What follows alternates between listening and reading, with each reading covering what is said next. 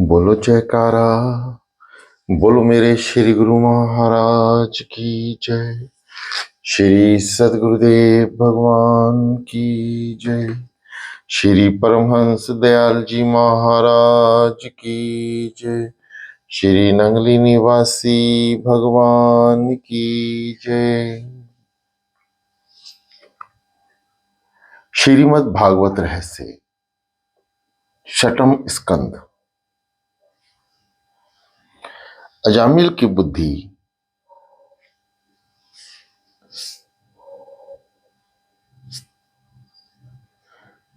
बड़े बड़े महापुरुष भी जानते हैं कि संकेत से, परिहास से, तान से आलाप के समय किसी की अवहेलना करने में भी यदि भगवान के नाम का उच्चारण हो जाए तो उसके पाप नष्ट हो जाते हैं। जो मनुष्य गिरते समय पैर के फिसलने पर, अंग भंग होने पर, तदापि के दाह पर, चोट लगने पर, यानी कैसी भी विपश्चिवश भगवान के नाम का हरिहर शब्द का उच्चारण करता है, वह नरक की यातना का पात्र नहीं रह जाता। गिर जाने पर चाहे कितनी भी हानि हो, पर हाय हाय मत करो, हरि हरि कहो। चूल्हे पर उबलता हुआ दूध जब छलकने लगता है तो हमारी माताएं हाय तौबा करने लगती हैं, पर हाय हाय करने से अब होगा ही क्या। हरि हरि बोलो। अनजाने में भी हरि हरि करने का यज्ञ का फल तो मिलता ही है, अन्यथा वैसे तो अग्नि को आहुति कौन देता है। हाय नहीं हरि। ऐसा करने से अनजाने ही भगवान का स्मरण होगा और जप होगा। वाल्मीकि रामायण में लिखा है कि मृत आत्मा के पीछे हाय हाय अधिक करने से मृतात्मा को कष्ट होता है, उसे दुख होता है। हरि हरि बोलने से उसका फल मृतात्मा को मिलता है। विष्णु दूतों ने अजामिल को यमदूतों के बंधन से मुक्त किया और उसका उद्धार हो गया। अपमृत्यु टल सकती है, पर महामृत्यु नहीं। अल्पायु के शेष होने पर पाप के कारण आने वाली अपमृत्यु को सत्कर्म से टाला जा सकता है। अजामिल की अपमृत्यु टल गई। अजामिल बिछौने पे सोया हुआ सब कुछ सुन रहा था। जब सब सुनकर उसे अतिशय पश्चाताप हुआ। हृदय से पश्चाताप करने के कारण उसके सारे पाप जल गए। उसके बाद से वह सब कुछ छोड़कर भागवत स्मरण करने लगा। पश्चाताप करने से तो अतिशय पाप का भी जीवन बदल जाता है, वह सुधरता है और इसी जीवन में मुक्ति पा लेता है। अतः किसी भी पापी का तिरस्कार मत करो, पाप का ही तिरस्कार करो। हृदय से पश्चाताप करने पर पाप जल जाते हैं। प्रायश्चित चित्त की शुद्धि करता है। उसके बाद से अजामिल नीरस भोजन करने लगा। जिसका भोजन सरस होगा उसका भजन नीरस होगा, और जिसका भोजन नीरस होगा उसका भजन सरस होगा। जीवन धन या कुटुंब के लिए नहीं, श्री कृष्ण के लिए है। अजामिल की बुद्धि अब त्रिगुणात्मक प्रकृति से परे होकर भगवान के स्वरूप में स्थिर हो गई। उसे लेने के लिए विमान लेकर पार्षद आए। विशिष्ट मान ही विमान है। अजामिल सोचता है कि उसने वैसे तो अनेक पाप किए थे, फिर भी सद्गति मिली। नाम में निष्ठा रखने का यह फल था। अजामिल ने नारायण नारायण का जप करके जीव और जीवन को पवित्र बना लिया। जीव को समझाने से ये सुधरेगी। श्रीखंड मांगे तो उसे कड़वे नीम पर रस दो। वे व्यर्थ का भाषण ही अधिक करती है, निरर्थक बक बक करती रहती है, भगवान का नाम तो कभी लेती ही नहीं है। जीव को यदि नीम का कड़वा रस पिलाओगे तो उस पर राम का नाम बस जाएगा। भगवान की भक्ति करने वालों को इहलोक और परलोक दोनों में मान प्राप्त होता है। भगवान का कीर्तन करने से अजामिल भागवत धाम में पहुंच गया। भगवान के नाम का आसरा लेकर वह तर गया। अजा का अर्थ पहले माया कहा था, पर अब भगवान नाम का सहारा लेने पर अजा का अर्थ हो गया ब्रह्म। आज अजामिल अज ब्रह्म के साथ मिलकर ब्रह्म रूप हो गया। आज जीव और शिव एक हो गए। अजामिल शब्द के दो अर्थ हैं। पहला, माया में फंसा हुआ जीव, तथा दूसरा, ब्रह्म रूप हुआ जीव। माया का वर्णन तो कई तरह से किया गया है। श्रीमद् शंकराचार्य ने माया की व्याख्या करते हुए कहा है कि कंचन और कामिनी में फंसे व्यक्ति को माया में फंसा हुआ मानो।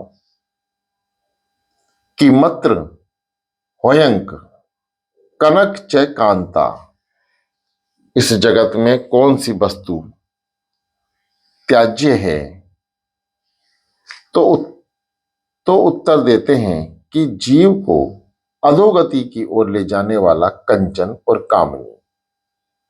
इन दो में जो फंसा जान लो वह माया में फंस गया। मणिकात्मक माला के प्रश्नोत्तर अति उत्तम है। उसके एक एक शब्द से उपदेश भरा पड़ा हुआ है। बद्धो ही को व विषयानुरागी कावा विस्मुक्ति विषय विरक्ता, वो वास्ति धरो नर कहा सुविधा तृष्णाक्षाया स्वर्ग पदम किस्मस्ति। बंधन युक्त कौन है जो 5 विषयों से असक्त है? स्वतंत्र कौन है जो विषयों की ओर वैराग्य की दृष्टि रखने वाला है? घोर नरक कौन सा है? स्वदेही घोर नरक है। इस देह में सुंदरता कहाँ है? यह तो सांस, रक्त आदि दुर्गंध युक्त पदार्थों से भरा हुआ है। स्वर्ग के सोपान कौन से हैं? सभी तृष्णाओं का यक्ष ही स्वर्ग का सोपान है। कोवा दरिद्र ही विशाल तृष्णाएं, श्रीमाघ को यह समस्त दोषम। दरिद्र कौन है? जिसकी तृष्णा विशाल है। श्रीमत कौन है? जो सदा के लिए संपूर्ण संतोषी है। को दीर्घ रोगो भव एव साधु कि मोक्षधम तस्य विचारम। कौन सा रोग अधिक कष्टदायी है? जन्म धारण का रोग ही अधिक कष्टदायी है। रोग की औषधि क्या है? परमात्मा के स्वरूप का बार बार चिंतन और स्मरण करना ही इस भवरूपी रोग की औषधि है। अब अजामिल शब्द का दूसरा अर्थ भी देख लो। अज का अर्थ है ईश्वर। ईश्वर में, ब्रह्म में विलीन हुआ जीव ही अजामिल है। साधु होना कठिन तो है, किंतु सद्गति पूर्ण जीवन में साधु बना जा सकता है। साधु होने की नहीं अपितु सरल होने की आवश्यकता है। जिसने रसों को जीता है, समझो उसने जग को जीत लिया है। जीतम सर्व जिते रसे। लौकिक सुख के प्रत्यन सफल हो जाएं तो मानो कि ईश्वर की कृपा नहीं है। लौकिक सुख की इच्छा और प्रत्यन असफल रहें तो समझो कि ईश्वर की कृपा हुई है। इसका कारण यह है कि लौकिक सुखों में फंसा व्यक्ति ईश्वर भजन नहीं कर पाता। अजामिल का जीवन सुधर गया। अंत में वह विमान में बैठकर बैकुंठ धाम गया। अजामिल को तो गया, अजामिल तो गया और साथ साथ संसार को उपदेश भी देता गया कि आतिशे पापी को भी निराश नहीं होना चाहिए। पापी को ऐसे कभी ना सोचना चाहिए कि नाम जप के लिए आवश्यक शुद्ध या निर्मलता उसमें नहीं है। अतः राम नाम जपने से क्या लाभ होगा? यदि यह ऐसा सोचता है तो यह एक भूल जाता है कि हर प्रकार की शुद्धि की प्राप्ति के लिए राम नाम का जप ही तो एकमात्र उपाय है। अति पापी होने पर पाप जल जाते हैं। भगवान राम नाम जप पाप को भस्मीभूत कर देते हैं। श्री कृष्ण गोविंद हरे मुरारी, हे नाथ नारायण वासुदेवा, ये मंत्र है। अर्थ के ज्ञान सहित इस मंत्र का जाप करो। कृष्ण, हे प्रभु, आप सभी के मन को आकर्षित करने वाले हैं, अतः आप मेरा मन भी आकर्षित कीजिए। गोविंद, इंद्रियों के रक्षक भगवान, आप मेरी इंद्रियों को स्वयं ही लीन कर लें। हरे, हे दुख हरता, मेरे दुखों का भी हरण करें। यानी जिसका मन भगवान में लीन हो जाता है उसके सारे दुखों का हरण हो जाता है। मुरारे, हे मुर राक्षस के विजेता, मेरे मन में बसे हुए काम क्रोध आदि राक्षसों का नाश कीजिए। हे नाथ, आप नाथ हैं और मैं आपका सेवक। नारायण, मैं नर हूं और आप नारायण हैं। वासुदेव, वासु का अर्थ है प्राण, मेरे प्राणों की रक्षा करें। मैंने अपना मन आपके चरणों में अर्पित कर दिया है। प्राचीन बरहे राजा के यहाँ प्रचेता नामक 10 पुत्र हुए थे। उनके दक्ष नाम एक पुत्र हुआ। प्रजापति दक्ष ने हंस गुरेह श्रोत्र से आदि नारायण भगवान की आराधना की तो उसके यहाँ हर्यश्व नामक 10,000 पुत्र हुए। दक्ष ने उन्हें प्रजा उत्पन्न करने की आज्ञा दी, किंतु नारायण सरोवर के जल का स्पर्श करने के कारण उसकी परमहंस धर्म का आचरण करने की इच्छा हुई। वहां उन्हें नारद जी मिल गए। दक्ष के इन 10,000 पुत्रों से नारद जी ने कूट प्रश्न पूछे। उन प्रश्नों का इन पुत्रों ने उत्तर सोच निकाला। उनमें से कुछ प्रश्नोत्तर हम भी देखें। प्रश्न, ऐसा कौन सा देश है जहां केवल एक ही पुरुष है? उत्तर, ईश्वरीय स्वरूप पुरुष इस देह रूप देश में बसता है। प्रश्न, ऐसी कौन सी गुफा है जिसमें प्रवेश तो किया जा सकता है किंतु बाहर नहीं आया जा सकता? उत्तर, प्रभु के चरण, वहां से कोई वापस नहीं आ सकता। यद गत्वा ना निवस्तन्ते। प्रश्न, वह कौन सी नदी है जो परस्पर विरुद्ध दिशा में बहती है? उत्तर, संसार रूपी नदी में प्रवृत्ति विषयों की ओर खींच कर ले जाती है और निर्वृत्ति प्रभु के प्रति बहा कर ले जाती है। प्रश्न, सिर पर जो चक्र मंडरा रहा है वह कौन सा चक्र है, क्या है? उत्तर, सभी जीवों के सिर पर काल चक्र मंडराता रहता है। नारद जी के कूट प्रश्नों की चर्चा विचारण करते हुए वह 10,000 पुत्र मोक्ष मार्ग की ओर प्रवृत्ति हुए। सभी को नारद जी ने सन्यास की दीक्षा दी। जब दक्ष के सभी पुत्र प्रवृत्ति मार्ग की ओर से भ्रष्ट हो गए तो उन्होंने 10,000 पुत्र और उत्पन्न किए। वे भी नारद जी के उपदेश से निर्वित परायण हो गए।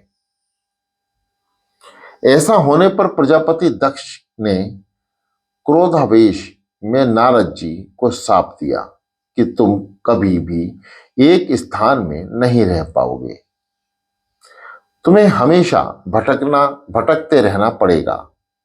नारद जी ने दक्ष के शाप को स्वीकार किया और दक्ष से कहा, मैं तुम्हें शाप के बदले में वरदान देता हूं कि तुम्हारे घर बहुत सी पुत्रियां उत्पन्न होंगी, अतः संन्यास उन्हें देने का प्रश्न ही नहीं रहेगा। नारद जी ने दक्ष को आशीर्वाद दिया। जो शाप का बदला आशीर्वाद से देते हैं वही संत हैं। सहनशीलता का निर्वाह ही साधुता है। सहन करना तो संतों का धर्म है। जड़ चेतन सभी में जो ईश्वर का अनुभव करता है उसके मन में राग द्वेष कभी उत्पन्न नहीं होते। ब्रह्मा ने सभी इंद्रियां वही मुख बनाई हैं। ये इंद्रियां जब अंतर्मुख को जाती हैं तभी आनंद की प्राप्ति होती है और तभी जीव और शिव का मिलन होता है। जब तक बाहरी द्वार बंद नहीं करोगे तब तक अंतरस का द्वार खुल नहीं पाएगा। सुखदेव जी वर्णन करते हैं, राजन, फिर आगे चलकर दक्ष के घर 60 कन्याओं का जन्म हुआ। इनमें से अदिति के घर 12 संतानें हुई। इनमें से एक का नाम था त्वष्टा। इस प्रजापति त्वष्टा के पुत्र उत्पन्न हुआ विश्वरूप। एक दिन जब इंद्र सिंहासन पर बैठे हुए थे तो वहां बृहस्पति आए। अपने और सारे देवों के गुरु बृहस्पति का आगमन हुआ। फिर भी इंद्र ने आसन से उठकर उनका स्वागत नहीं किया। बृहस्पति मान की अपेक्षा करते हैं, धन की नहीं। ऐसे अपमान के कारण बृहस्पति ने देवों का त्याग किया और इंद्र को शाप दिया कि तू दरिद्र होगा। संपत्ति के मद में शुद्ध बुद्ध और ज्ञान भान भूला हुआ व्यक्ति दरिद्र होने पर ही सयाना होता है। दैत्यों ने तो इसे शुभ प्रसंग माना और देवों ने शुद्ध युद्ध शुरू कर दिया। उन्होंने स्वर्ग जीत लिया। पराजित देवगण ब्रह्मा के पास पहुंचे। ब्रह्मा ने देवताओं को कड़ा उल्हाना दिया क्योंकि वे पराजय तो उस ऋषि के अपमान का फल था। उन्होंने ऋषि ब्राह्मणों की सेवा करने का आदेश देते हुए कहा, किसी ब्रह्मनिष्ठ ब्राह्मण को गुरु बनाकर उसे बृहस्पति का आसन दो। देव ने पूछा, ऐसा ब्रह्मनिष्ठ ब्रह्मांड में कौन है?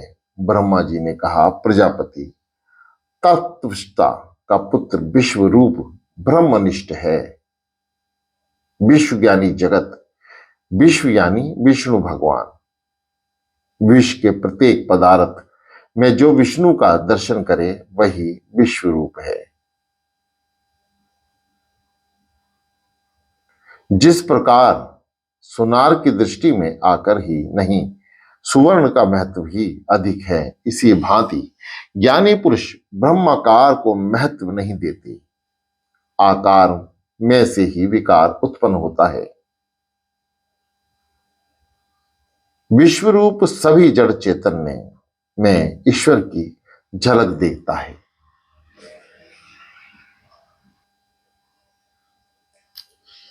शत्रु को भी शत्रु भाव से नहीं, ईश्वर भाव से देखो। सभी के प्रति सद्भाव रखना कठिन है। मार्ग में किसी सौभाग्यवती नारी का दर्शन होने पर तो लक्ष्मी जी की भावना मन में उत्पन्न हो जाएगी, किंतु विधवा मिल जाए तो झुंझलाहट से आंखें फेर लेते हैं। वे यूं नहीं सोचते, विधवा भी तो गंगा के समान पवित्र है। विश्वरूप ब्रह्मज्ञानी तो था ही, ब्रह्मनिष्ठ भी था। ब्रह्मदृष्टा ही ब्रह्मोत्सव देश कर सकता है, ब्रह्मोपदेश कर सकता है। इसी ब्रह्म रूप के सहारे देवों ने दैत्यों को पराभाव किया। दैत्य कौन है? काम, क्रोध आदि ही दैत्य हैं। ब्रह्मा के आदेश से देवगण विश्वरूप के पास गए। उन्होंने देवता को नारायण कवच प्रदान किया। इसी के सहारे देव को अपना राज्य फिर प्राप्त हो गया, जो उन्हें इंद्र ने असुरों की सेना को पराजित कर दिया था। योद्धा संग्राम में जाते हुए लोहे का कवच यानी बख्तर धारण करता है। इसी प्रकार नारायण कवच मंत्रात्मक बख्तर है। इस मंत्र का जाप करने वाले को चाहिए कि वे पहले अंडंग न्यास करें। शरीर के प्रत्येक अंगों का न्यास करके इस मंत्र का जप करना है, जो नारायण कवच कहलाता है। जलेषु मां रक्षतु मत्स्य मूर्ति दर्पण गदोड़ भयो वर्णस्य पाश्चातम स्थलेषु मायावट बामनोष वस्तु त्रिविक्रमः खेदस्वस्तु विश्वरूपा है। जल के अंदर रहने वाले जलचर जंतुओं से और वरुण की पाश से मत्स्य मूर्ति भगवान मेरी रक्षा करें। माया से ब्रह्मचारी रूप धारण करने वाले वामन प्रभु भूमि पर भी मेरी रक्षा करें। आकाश में विश्व स्वरूप त्रिविक्रम प्रभु मेरी रक्षा करें। तेनेव सत्यमानन सर्वज्ञ भगवान हरियम पातु सर्वम स्वरूप नारे सदा सर्वत्र सर्वगा।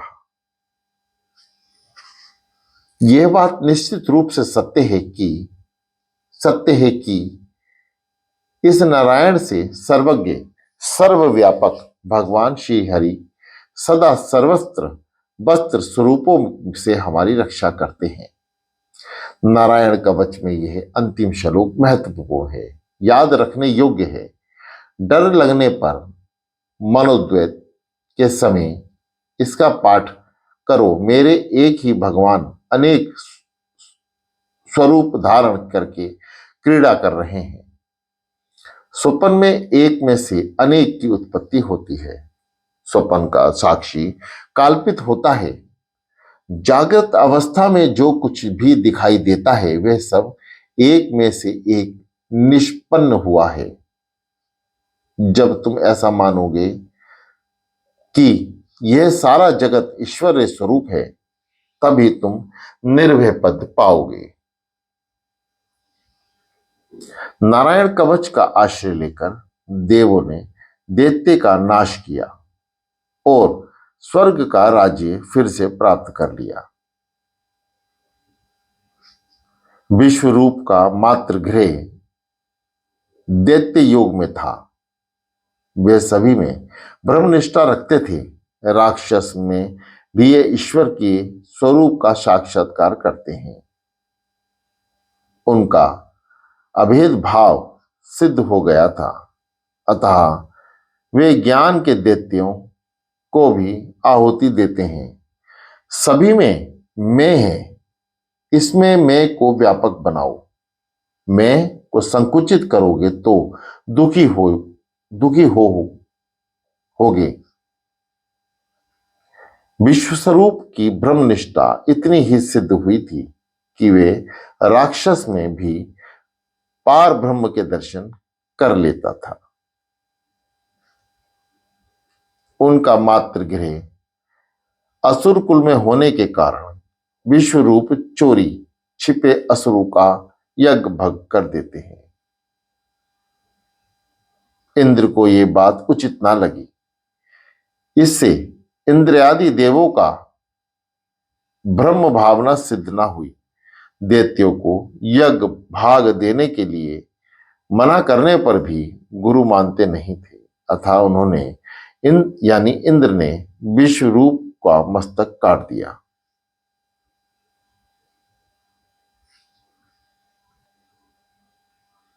यह समाचार सुनकर प्रजापति तवत्ष्टा को बड़ा दुख हुआ। उन्होंने संकल्प किया कि मैं ऐसा यज्ञ करूंगा कि जिससे इंद्र को मारने वाला पुत्र प्राप्त हो। सकाम कर्मों में थोड़ी सी क्षति होने पर भी विपरीत फल मिलता है। परमात्मा को प्रसन्न करने की इच्छा से कर्म करो। कोई भी काम करते हुए ऐसी इच्छा मत करो कि जगत मेरी प्रशंसा करेगा। जगत ने तो श्री रामचंद्र जी की भी निंदा की थी। लोक कल्याण के हेतु से ही प्रभु राम के मानव शरीर धारण किया था। इस प्रकार के दुख सहन किए थे, फिर भी जनता ने उनकी कदर ना की।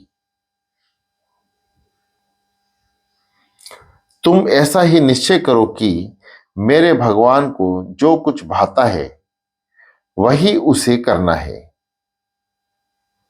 साकाम कर्म से हुई थोड़ी सी क्षति अनर्थकारी होती है। निष्काम कर्म में क्षति क्षम है। ये सकाम कर्म में थोड़ी सी भी क्षति अक्ष में होती है। यज्ञ मंत्र से कुछ ऐसी क्षति हो गई कि इंद्र की हत्या करने वाले पुत्र के बदले इंद्र के हाथों से ही मारा जाने वाला पुत्र उत्पन्न हुआ। मंत्र था, इंद्रशत्रो विविध विविध धर्तसव इंद्रशतो विवत धर्म। इस मंत्र को बोलते समय ऋषि तज्जु ने इंद्र शब्द को उद्धत कर दिया और शास्त्रों शब्द को अनुत्तत कर दिया। ऐसा होने से शब्दार्थ में परिवर्तन हो गया और परिणतः इंद्र घातक पुत्र की अपेक्षा इंद्र द्वारा मरने वाला पुत्र उत्पन्न हो गया। यही कारण है कि वेद मंत्र को अधिकार सभी को नहीं दिया। मंत्र उच्चारण का मंत्र पाठ में क्षति होने पर अनर्थ हो जाता है। केवल सात्विक विद्वान ब्राह्मण ही वेद का शुद्ध पाठ कर सकता है। भागवत में कर्म की निंदा की गई है। भागवत शास्त्र में केवल भक्ति की ही महिमा है और कर्म को गौण माना गया है। ऐसी बात नहीं है कि जहां काम सकाम कर्म को गौण माना गया है। कर्म करते समय एक ही वस्तु होना चाहिए, वह कि ठाकुर जी को प्रसन्न करना है। यज्ञ कुंड में से वृत्तासुर उत्पन्न हुआ। वह देवों को सताने लगा। देवों ने सभी अस्त्र शास्त्र उसके सामने प्रभाहीन करते हुए घबराहट के मारे देव परमात्मा की शरण में गए और परमात्मा से प्रार्थना करने लगे। परमात्मा ने देवों से कहा, यदि दधीचि ऋषि की अस्थियों से वज्र बन सका तो उस वज्र से वृत्रासुर मारा जाएगा। साथ साथ भगवान ने देवों का उल्हाना भी दिया कि मुझे प्रसन्न करने भक्ति जैसा श्रेष्ठ वरदान मांगने की बजाय तुमने एक तुच्छ वस्तु की मांग की। प्रभु ने अपना दिव्य तेज वज्र में निहित कर दिया। वृत्तासुर को मारने के लिए इंद्र वज्र लेकर युद्ध करने गया। त्रासदायक वृत्ति भी वृत्तासुर है। वृत्ति अंतर्मुख हो जाए तभी जीव का ईश्वर से मिलन हो सकता है। किसी भी अवस्था में ईश्वर के विभक्त मत हो। वृत्ति की वही मूर्खता दुखद है, त्रयात्मकदायक है। यह तो देवों के भी त्रास देती है। मन को स्थिर रखना है तो आंखों को भी एक ही स्थान पर स्थिर करो। व्रती के बहिर्मुख होने पर कथा में या मंदिर में दर्शन करने में आनंद मिल सकता है। बहिर्मुख व्रती को ज्ञान रूप वज्र से नष्ट कर दो। बोलो जयकारा, बोलो मेरे श्री गुरु महाराज की जय।